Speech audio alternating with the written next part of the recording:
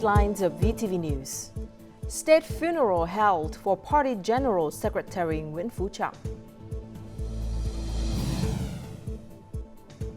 Government initiates housing support for meritorious service recipients. And later on in our world news, Ukraine ready for negotiations with Russia.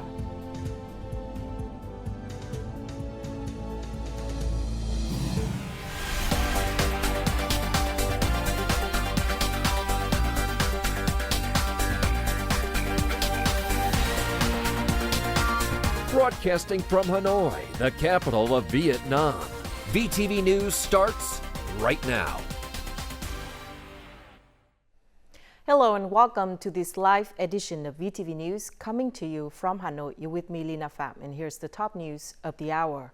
As part of the National Mourning Etiquette, a solemn respect-paying ceremony was held at 7 a.m. local time for General Secretary of the Communist Party of Vietnam Central Committee Nguyễn Phú Trọng at the National Funeral Hall in Hanoi, the Thống Nhất Hall in Ho Chi Minh City, and his hometown in Đông Hội Commune of Hanoi's Đông Anh District on July the 25th. The ceremony was organized by the party's Central Committee, the National Assembly, the State President, the government, the Vietnam Fatherland Front Central Committee, and the late General Secretary's family. At the National Funeral Hall, the Communist Party of Vietnam Central Committee delegation, led by Politburo member and State President Tô Lâm, paid tribute to General Secretary Nguyễn Phú Trọng and offered condolences to his family. The delegation included Prime Minister Phạm Minh Chính, National Assembly Chairman Trần Thanh Mẫn, former Party General Secretary Nông Đức Mạnh, former President Nguyễn Minh Chiết, Trương Tấn Sang, Nguyễn Xuân Phúc, and Võ Văn Thưởng, former Prime Minister Nguyễn Tấn Dũng, former National Assembly Chairman Nguyễn Sinh Hùng, Nguyễn Thị Kim Ngân, and Vương Đình Huệ, along with many other incumbent and former leaders of the party and state. The late General Secretary Nguyễn Phú Trọng was born on April 14, 1944, in Đông Hội Commune, Đông Anh District, Hanoi. He joined the Communist Party of Vietnam on December 19, 1967, and became an official member a year later. He held many important positions and trusted by the party, the state, and the people. General Secretary Nguyễn Phú Trọng family was present at the National Funeral Hall to receive relatives, comrades, friends, and delegations from various ministries, sectors, and localities across the nation who came to pay their respect to the late party leader. Throughout his life, General Secretary Nguyễn Phú Trọng dedicated himself to the revolutionary cause of the party and nation with an unwavering spirit and will never backing down in the face of obstacles and difficulties. He affirms a great trait, believing that honor is the most sacred and noble thing, upholding the principle of dedicating his entire life to the country and its people. General Secretary Nguyễn Phú Trọng exemplified pure revolutionary ethics, a simple lifestyle, a dedicated working style, and respect and love for the people. He was respected, trusted, and beloved by officers, party members, and the public, and he was also highly esteemed by international friends. Many countries have sent their senior leaders to Hanoi to attend the funeral. Among them are Chairman of the National Assembly of the People Power of Cuba, Esteban Lazo Hernandez, Republic of Korea Prime Minister Han Duck-soo, President of the Australian Senate Sue Lines, and other delegations from Indonesia, India, Algeria, Vanuatu, and Switzerland. General Secretary Nguyễn Phú Trọng was an outstanding diplomat of international stature. Over the past decade, Vietnam's foreign policy achievements have been significantly shaped by his important and historically significant contributions. Alongside the state funeral in Hanoi, the funeral is also taking place in several localities, including Thống Nhất Hall in Ho Chi Minh City and Đông Anh District of Hanoi, where the party leader was born. Although unable to directly attend the funeral of the General Secretary Nguyễn Phú Trọng, Vietnamese from all over the country expressed their respect and headed towards Hanoi, the country's capital, where the funeral took place.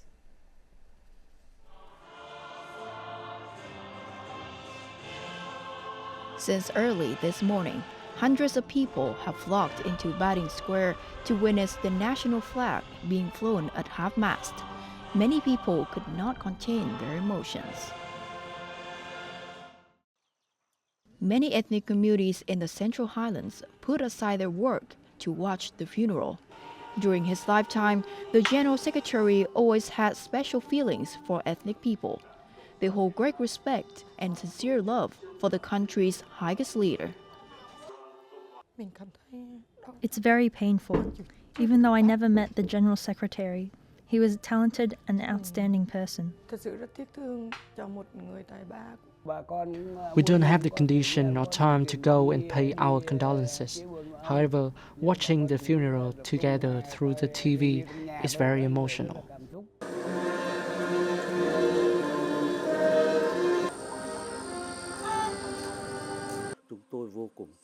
We deeply regret the passing of General Secretary. He was an exemplary person who developed important policy for the party, the state, and us. From the central region to the south and west, many party members and people watched the solemn atmosphere at the General Secretary's funeral. We turned on the TV and waited in the early morning. The funeral was held solemnly. From all over the country, in many different ways, the Vietnamese people are turning to the capital, where the heart of a true communist has just stopped beating. Though it has stopped, it has moved tens of millions of Vietnamese hearts. Among Vietnam's 7 comprehensive strategic partnerships, 6 countries, Russia, the United States, India, Japan, South Korea, and Australia, established these agreements during General Secretary Nguyễn Phú Trọng tenure as head of the Vietnam Communist Party. With foresight and strategic vision, he participated in many significant foreign affairs activities, creating an unprecedented international standing and reputation for Vietnam that will have long-term strategic significance in the years to come. General Secretary Nguyễn Phú Trọng held the highest level meetings with the leaders of the Vietnamese, Laos, and Cambodian parties in Hanoi in 2021 and 2023, the first such meeting in 30 years. With the roar of cannons in Tiananmen Square, China, General Secretary Xi Jinping expressed his deep respect for General Secretary Nguyễn Phú Trọng. In 2015, a historic meeting took place when the General Secretary of the Communists held talks with the U.S. President at the White House for the first time. In just 9 months, from September 2023 to June 2024, Vietnam welcomed the leaders of 3 major world powers, U.S. President Joe Biden, General Secretary and President Xi Jinping of China, and Russian President Vladimir Putin at the invitation of General Secretary Nguyễn Phú Trọng. We have agreed to the establishment and development of Vietnam's bamboo diplomacy. The bamboo trees have strong roots, sturdy trunks and flexible branches, reflecting the soul, spirit, and resilience of the Vietnamese people. Our country's diplomacy and foreign affairs sector has made significant historical achievements, standing out as a remarkable highlight in the nation's overall accomplishments over the years. The recent achievements of Vietnam foreign affairs are closely tied to the personal reputation of General Secretary Nguyễn Phú Trọng. Foreign leaders hold the General Secretary's leadership in high regard and deeply appreciate his distinctive role. To international friends, the General Secretary represents Vietnam's tradition of heartfelt diplomacy. General Secretary Nguyen Phu Trong has won the respect of leaders, people, and global friends, leaving a lasting impression as a leader with a generous heart, strategic vision, and a commitment to advancing national interests while respecting the interests of others. As an exceptional theorist, General Secretary Nguyễn Phú Trọng has integrated the foreign policy philosophy of his predecessors with Marxism, Leninism, Ho Chi Minh thought, and the party foreign policy. The General Secretary embodies the image of Vietnamese bamboo. His life has been grounded in solid roots, representing his deep belief in and commitment to his ideals. His flexible branches and leaves reflect adaptability and resilience in execution, bringing significant achievements and long-term benefits to the country and its people. It is actually very difficult for any state to maintain good relations with all the great powers of the day, top down, from the top leaders of the country. Under the leadership of General Secretary Nguyễn Phú Trọng, the 11th Party Congress marked a period when the party's Central Committee issued numerous important resolutions on foreign affairs. These resolutions reflected strategic thinking and vision, consistently advancing national interests while respecting the interests of other countries. In one of my final reports to General Secretary Nguyen Phu Trong, he emphasized the importance of maintaining our momentum in foreign affairs. He noted that while we have achieved significant successes, we also face considerable challenges. The task now is to build on this momentum to achieve even greater accomplishments, fulfilling the demands and expectations of the party and the people. This was also General Secretary Nguyen Phu Trong's aspiration. In the context of a multipolar, multi-standard world marked by intense strategic competitions and global uncertainty, leaders from various countries recognize in Vietnam opportunities for long-term cooperation. The diplomatic efforts of General Secretary Nguyễn Phú Trọng have played a crucial role in maintaining a peaceful and stable environment in Vietnam, key factors for sustainable development and for enhancing the country's role and positions on the international stage. On the morning of July the 25th, Vietnamese State President Tô Lâm received President of the Cambodian People's Party CPP, Cambodian Senate President Hun Sen, Prime Minister of the Republic of Korea Han Duck-soo, Minister of Veterans and People of Merit of Algeria Laith Rebiga, and National Security Advisor of India Ajit Doval. At the meetings, the leaders of the countries expressed their deep condolences on the passing of General Secretary Nguyễn Phú Trọng to State President Tô Lâm, the leaders of the party, state, and the people of Vietnam. They also expressed confidence that State President Tô Lâm and the leaders of Vietnam will inherit the valuable legacies of Party General Secretary Nguyễn Phú Trọng. State President Tô Lâm expressed his sincere thanks to the government, people, and leaders of various countries who had special feelings for General Secretary Nguyễn Phú Trọng. He also appreciated those who stood by the leaders and the people of Vietnam during sad moments, demonstrating the deep solidarity between Vietnam and other nations. Also this morning, July the 25th, Vietnamese Prime Minister Phạm Minh Chính met with Korean Prime Minister Han Duck-soo. Han Duck-soo and his high-ranking delegation from the Republic of Korea are in Vietnam to attend the state funeral of the Vietnamese Party General Secretary Nguyễn Phú Trọng in Hanoi. Prime Minister Phạm Minh Chính thanked the Republic of Korea President Yoon Suk-yeol and the Republic of Korea government for sending a telegram of condolence to Vietnamese President, State President Tô Lâm after hearing the news about the party leader's passing. Korean Prime Minister Han Duck-soo extended his sincerest condolences to the leadership and people of Vietnam on the passing of Party General Secretary Nguyễn Phú Trọng, who greatly contributed to deepening the friendship and cooperative relations between the Republic of Korea and Vietnam. Prime Minister Phạm Minh Chính suggested that the two sides effectively implement 5 cooperation priorities covering the economy, trade, and investment. He emphasized the need to achieve the target of increasing trade turnover to $100 billion next year and encouraged Korean enterprises to expand investment in Vietnam, especially in technologies, semiconductors, renewable energy, artificial intelligence, green economy, and circular economy. Additionally, he called for strengthened ODA cooperation, focusing on strategic infrastructure projects such as high-speed railways and climate change response. Now moving on to other news. In the first half of this year, Vietnam's economy has accelerated beyond previous forecasts and is on track to achieve these growth targets. However, to sustain this momentum throughout the year, it is essential to enhance internal economic strength. This view was shared by global financial organizations and institutions in their 6-month macroeconomic update reports. The service sector is expected to be a key driver of the economy through the end of the year. It has grown by 6.64% and contributed nearly half of GDP growth. Rising domestic demand and a robust recovery in international tourism have further boosted overall economic demand.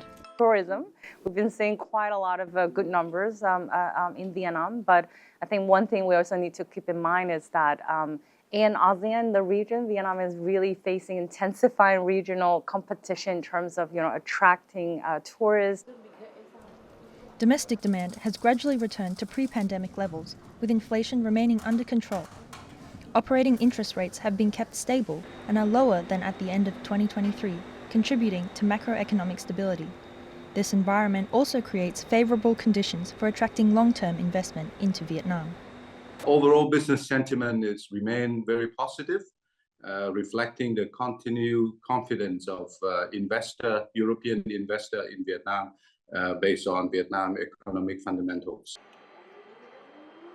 However, the Asian Development Bank, or ADB, notes that current geopolitical instability, sharp fluctuations in raw material and global transport prices, and high interest rates are exerting pressure on inflation and global growth, particularly affecting open economies like Vietnam. SBB did a very good job in terms of maintaining its monetary policy during a challenging time, maintaining a prudent monetary policy, balancing the need for growth with the need to contain inflation.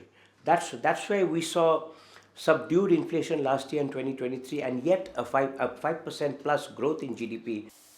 International organizations believe that this year's GDP growth target is achievable, though it remains dependent on global economic conditions.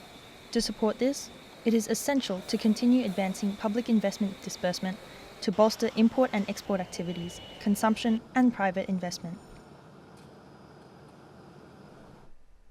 And before we move to the next part of VTV News, let's check out the foreign exchange rate.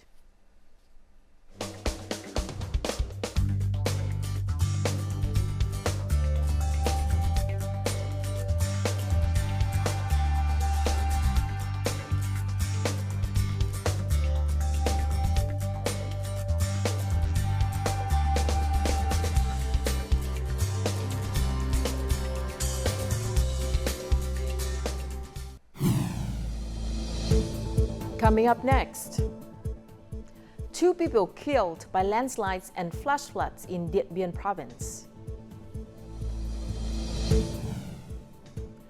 And government initiates housing support for meritorious service recipients. Now, 7 people died or went missing due to flash floods and landslides in Điện Biên province after heavy rain from storm number 2 last night and this morning in Mường Pồn commune, Điện Biên province. There was very heavy rain, with rainfall reaching 292 millimeters. The heavy rain caused flash floods and landslides. 2 people were killed, 5 went missing, and 2 were injured. Additionally, more than a dozen houses collapsed and were swept away, and many vegetable planting areas were affected. The rain is forecast to continue in Điện Biên province with a high risk of flash floods and landslides, especially in Điện Biên, Mường Cha, and Tùa Chùa districts. This morning, July 25th, the water level of the Hoàng Long River in Ninh Bình and the Red River in Hanoi rose slowly, while the water levels of the Mã River and rivers in Sơn La and Hòa Bình gradually fell. It is forecasted that on the 25th and the 26th, the lower reaches of the Red River in Hanoi will continue to rise about 3 meters below alert level 1. The Dai River in Hà Nam is around alert level 3, and rivers in Sơn La are below alert level 1. The water levels in rivers in Hòa Bình and Thanh Hóa will decrease. In coastal provinces, the water level at the river mouth fluctuates with the tide and is from alert level 1 to level 2. There is a high risk of flooding in low-lying areas along rivers in the northern delta and midlands. The Bùi River in Hanoi is forecast to fall slowly this afternoon and evening, but will still be above alert level 3 by 20 to 25 centimeters. The flooding situation has not improved.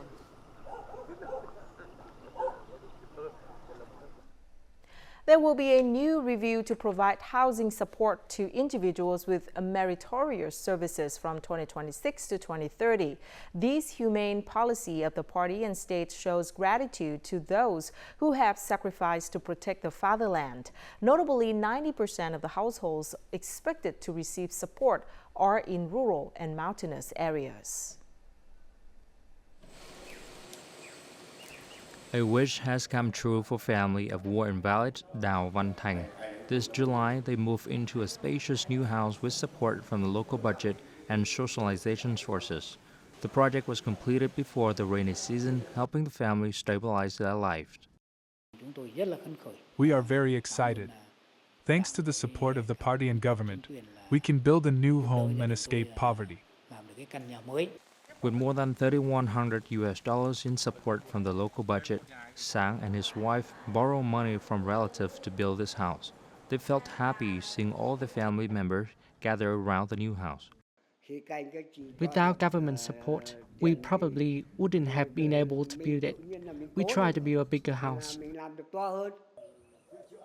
There are also many families with meritorious services whose houses have been in disrepair for a long time, while the local budget is insufficient. Therefore, many provinces have asked the government and Prime Minister to continue implementing Decision 22 or create new policies for further support. Local authorities are reviewing households facing difficulties and submitting them to the Ministry of Labor for appraisal and to the government for new decree promulgation. To increase the effectiveness of programs supporting people with meritorious service, it is necessary to call for social engagement and combine it with the state support policies. Chairman of the UNESCO World Heritage Committee, or WHC, Vishal Sharma, approved a decision on July the 24th to officially consent to Vietnam's proposals for the orientation and vision for researching, preserving, and developing the central sector of the imperial citadel of Thăng Long. This decision was made at the WHC's ongoing 46th session in New Delhi, India. The WHC recognized and highly valued Vietnam's achievements in fulfilling all commitments by the Vietnamese government since the central sector of the imperial citadel of Thăng Long was listed as the World Heritage Site in 2010. The approval of the dossier on the preservation and promotion of the site's values is expected to pave the way for the restoration of the space and a main hall of Kính Thiên Palace, a primary relic there.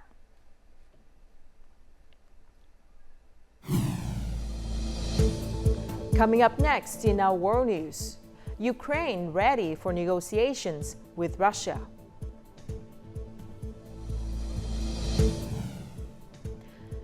And U.S. pledges funds for global pandemic prevention.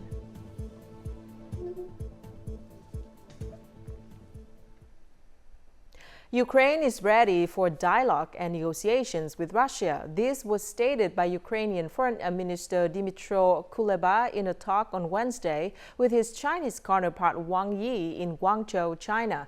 At the meeting, Kuleba said that Ukraine had carefully studied the 6 common understandings between China and Brazil on political settlement of the Ukraine crisis. Ukraine is ready for dialogue and negotiations with Russia. The negotiations must be reasonable and substantive and aim to achieve a just and lasting peace. Responding to the Ukrainian foreign minister's statement, Kremlin spokesman Dmitry Peskov said that Ukraine's negotiation signal seemed to be in line with Russia's position. However, further details needed to be clarified.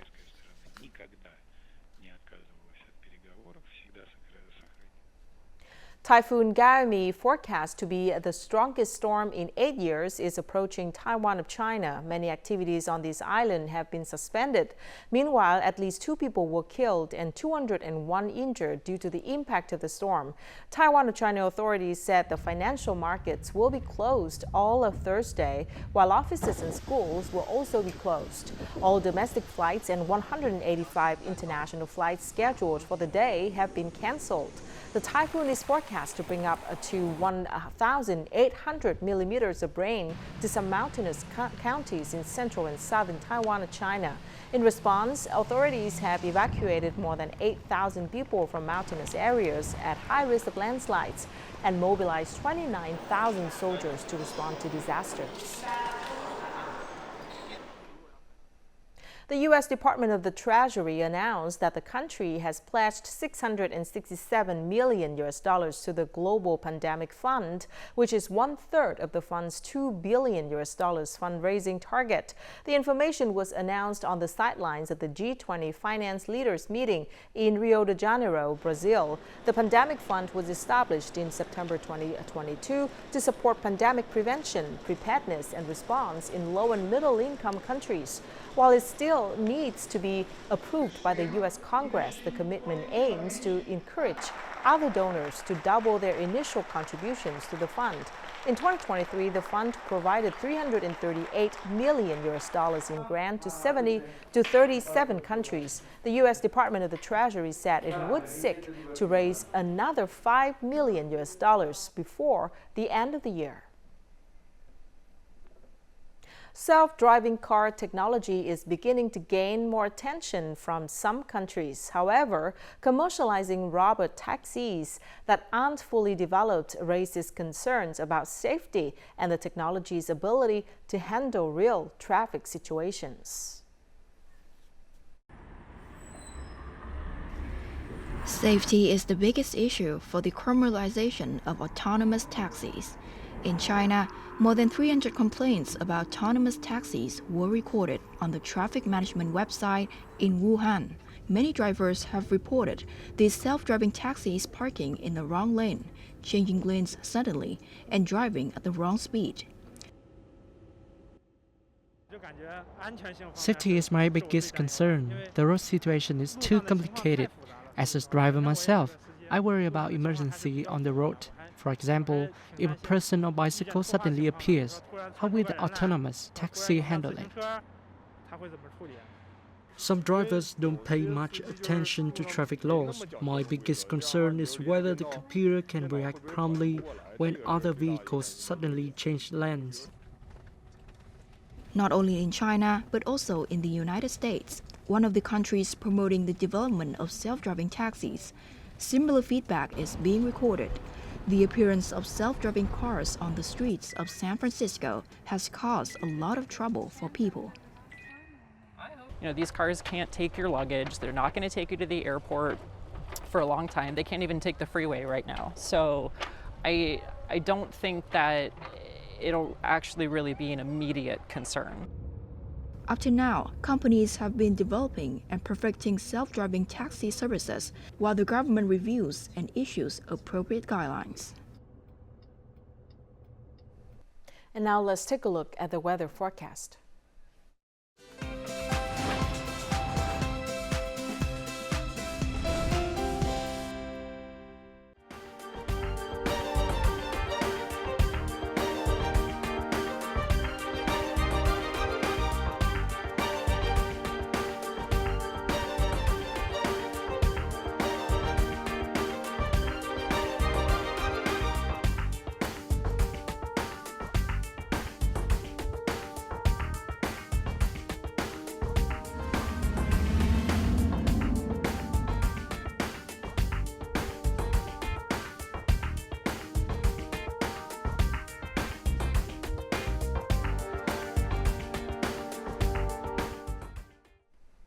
And that's it for this edition of VTV News. Thank you very much for watching. To rewatch our program, you can download VTV Go from App Store or Google Play, or tune in our YouTube channel at youtube.com/VTV4Go.